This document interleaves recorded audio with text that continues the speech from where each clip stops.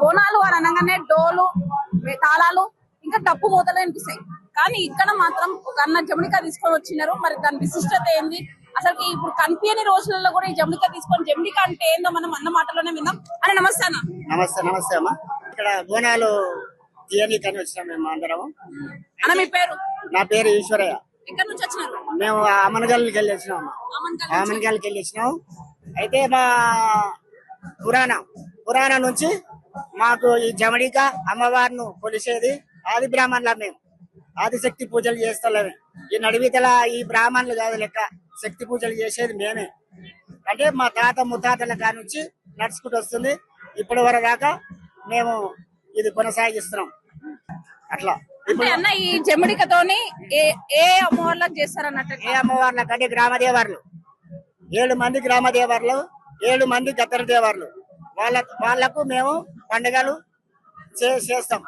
అమ్మవారిని పండుగలు ఎల్లమ్మ గాని, పోషమ్మ గాని, మైసమ్మ గాని, భద్రకాళైన, నడవెలుగులమ్మ, సల్లసావులమ్మ, నాలుకలమ్మ, సూదులమ్మ, డొక్కలమ్మ అనే గ్రామదేవర్లు ఎంతమంది ఉన్నారో అంతమంది గ్రామదేవర్లకు మేము కొలుస్తాం.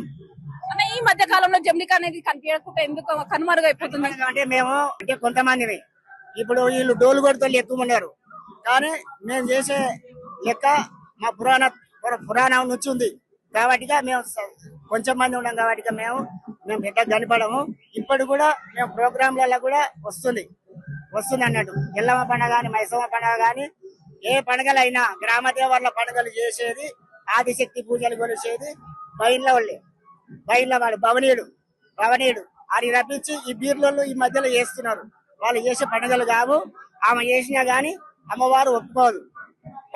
ఆది పరశురాముడు ఎల్లమ్మ కొడుకు పరశురాముడు జమడిక తోని అమ్మవారు లందలకి వెళ్ళి బంధువు బండారు జమడికలు వేసుకొని అమ్మవారిని బాధతిచ్చి అమ్మవారిని లేపుకొని ప్రదక్షిణ చేసుకున్నాడు.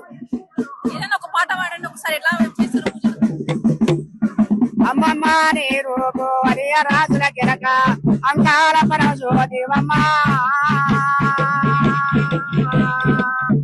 అంకాల పరశోదేవమ్మ, అంకాల పరశోది వాలి మీద ఉన్నాడు మొదటి గర్భము దేవతావే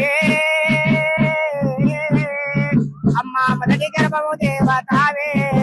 సిరిసేని నాదము శివుని నాదము కోల శివుడు కొలిసిన దేవతవమ్మ,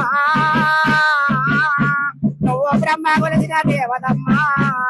బ్రహ్మవేదము తెచ్చి భారతించి సదవంగా, బ్రహ్మవేదము తెచ్చి భారతించి సదవంగా, సకల సృష్టిగా రాజులవరే